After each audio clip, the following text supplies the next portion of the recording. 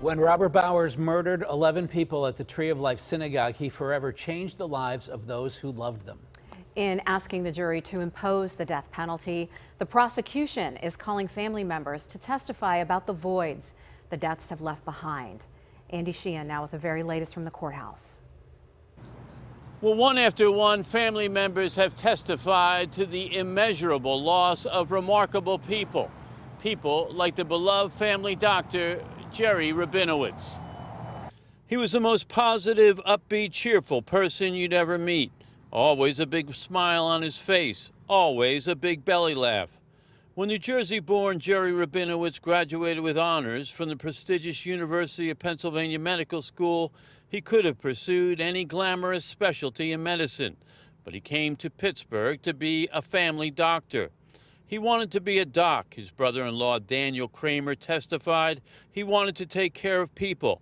He wanted to take care of families.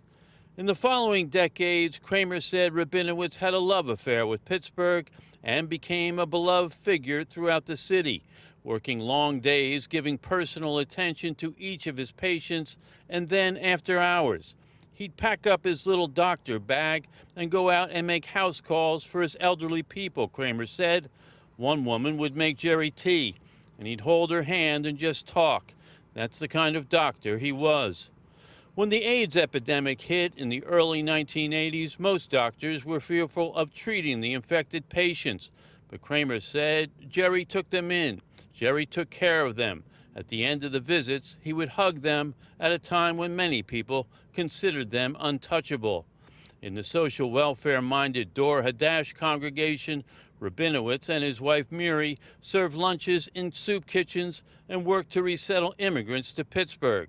At the time he was murdered by defendant Robert Bowers, Rabinowitz had planned to retire and travel with Miri to Paris, but also go to Ethiopia to help a friend run a medical clinic.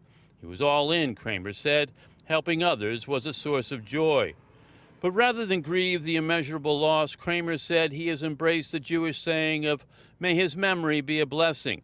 And talking about this picture of Rabinowitz smiling, he said, "He continues to be a blessing to all of us. He has changed our lives. Some of us have changed our profession to do things to more directly help people." Now, the jury has gone home for the day, but they'll return tomorrow for another full day of testimony from prosecution witnesses. Then the defense will start its case, asking them not to impose the death penalty.